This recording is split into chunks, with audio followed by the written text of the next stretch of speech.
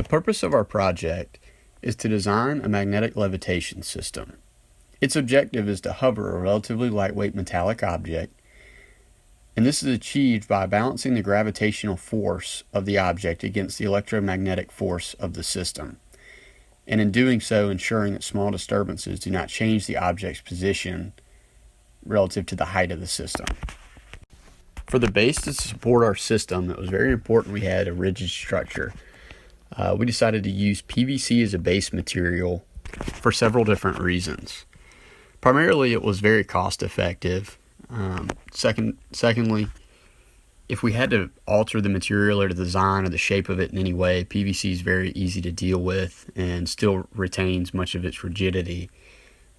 We assembled it using several different T's and elbows as pictured on the slide, which when finally assembled is pictured to the right. After completing the base assembly, we decided to construct a solenoid. In order to do this, we wrapped 24 gauge magnet wire around a spool. We used over 2,000 turns to ensure that the solenoid would have enough strength to be able to lift the magnetic ball. We also had to add electrical tape every so often throughout construction to ensure that the wire stayed spooled. We also used a galvanized bolt through the middle of the spool to provide strength and structure to the solenoid. As pictured to the right on the slide, you can see a demonstration of the magnetic capabilities of the solenoid as it is magnetically holding the ball.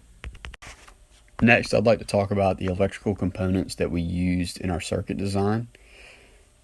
First and foremost is the Hall effect sensor, which these are transducers that vary their output voltage in response to a magnetic field.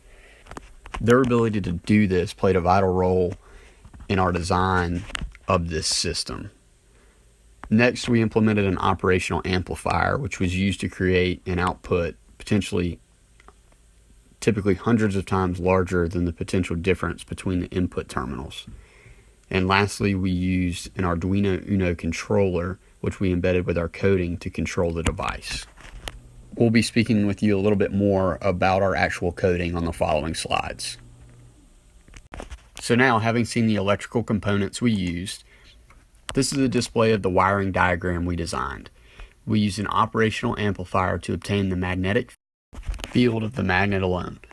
A Hall sensor was placed at the top and bottom of the solenoid to gauge the magnetic field and then fed into the op amp.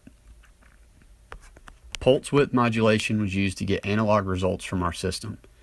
It opens and closes the circuit extremely fast to make the object levitate. We use an Arduino as the controller for our project because it had the speed, storage, and the power output requirements necessary for our project. Some of the specifications of the Arduino had an 8-bit processor. It's programmable using Arduino's own programming software. It had a 5-volt output. It's compatible with our other electrical components, like our Hall sensor, and it had a clock speed of 16 megahertz. Utilizing the Arduino Uno as the controller, our code used for levitation is pictured below. We attempted to use a PID setting to adjust the levitation. However, this was unsuccessful after multiple attempts. Our results are demonstrated in the following slide and a short video of our ability to somewhat levitate the object, but not consistently.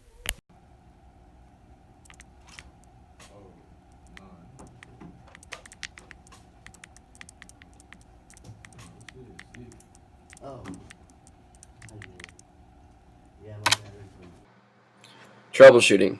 Our main issue was getting enough amps to our circuit, which we believe was the primary reason our magnet did not levitate. We were able to feel the magnet pull strengthen as the magnet grew farther away from the solenoid and weaker as it got closer, but could never quite reach levitation. Our Hall sensor did not always give an accurate reading of the magnetic field. We also got a lot of interference from our solenoid, which caused a reaction in the video.